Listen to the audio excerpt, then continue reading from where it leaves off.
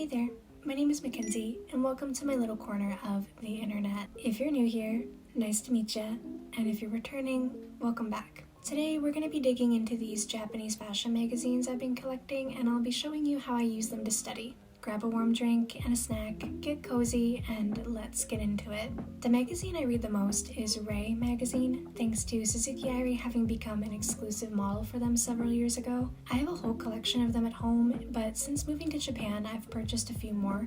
Notably, all of them have Airi on the front. Because of how expensive they are to ship to my home country, I had a rule for myself that I'd only buy the ones with Airi on the cover, and she wasn't on it very often during her tenure as a Ray model, so my wallet was pretty relieved by that. But of course, this past year she had two big cover girl moments, plus her November 2023 issue that I wasn't able to get when in Canada, so I've gathered quite a few lately. Today we're going to be diving into the November 2023 issue.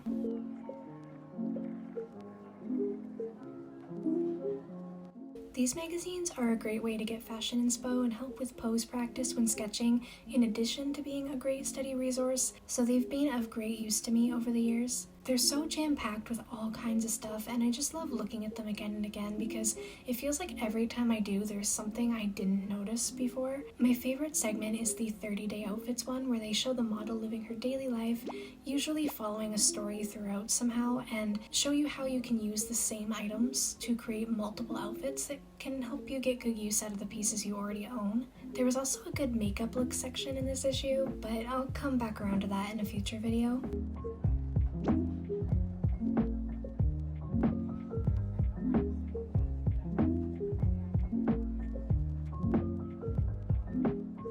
Today we'll be studying the first several pages featuring Queen Airi, as it has small sections I can tackle in a shorter amount of time. I like to start from the front and work my way back when studying these, and sometimes one magazine can take me literally months to get through depending on how much time I spend doing it. This is where I realized I forgot my hot chocolate in the kitchen. Okay, there. Now we're cozy with a warm drink.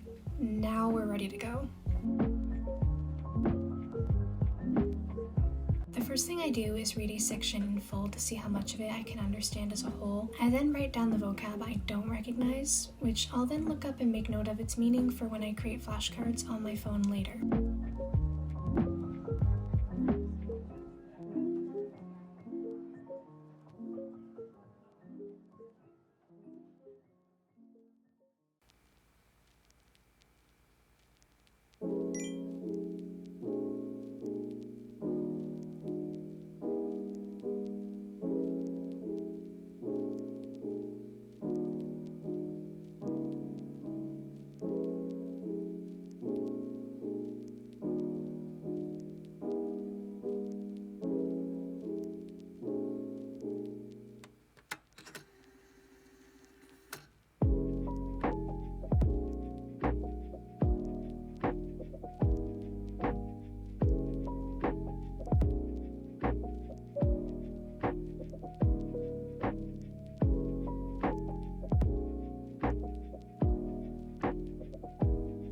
Usually, once I've plugged in the holes I had of words I didn't know or recognize, I can usually understand pretty well from there, but if there's a grammar point I'm not sure of or I can't figure out, then I look those up and make note of them as well.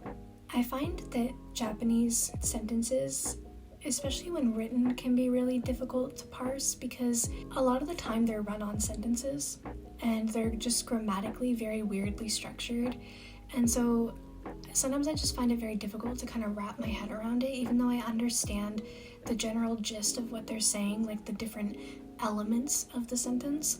I do find it kind of difficult when I'm trying to put it all together as a whole. So finally, I make a rough translation note of what the text says in English and place that on the page itself. This helps me to know what I've already worked through for when I'm coming back in the future, but I also make note of stuff I need to tackle again if it was too difficult the first time or for those areas that I'm unsure of, which often ends up being a lot of things, but like more specifically the fact that I don't know how to take my understanding of what the text says and translate it into English in a way that sounds natural, because sometimes it feels like you just can't really do that. Like you can't create a one-to-one. I don't know, Japanese is just kind of weird like that. 触れ始めると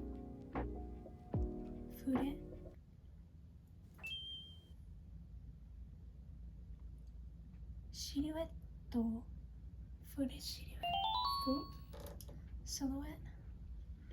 これはもうときめかすいに入られない。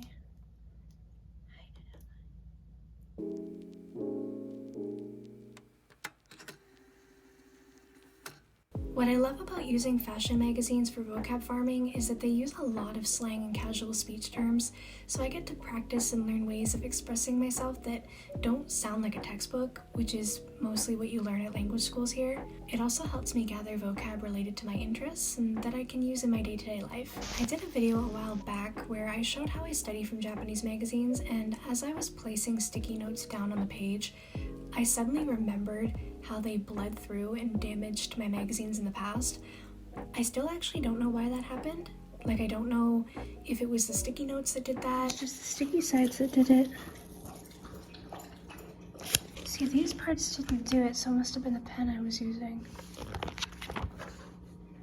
But it was enough to make me second guess using the same sticky notes, so I'll be keeping my notes on paper and washi taping them in for now. I'm getting low on these sticky notes actually, and I've had them for like literally 10 years, I'm not even joking. So I've been wanting to replace them with a cuter variety anyway, so this just gives me another reason to buy new cute sticky notes. Not that I need multiple reasons, but my wallet prefers when I have at least two.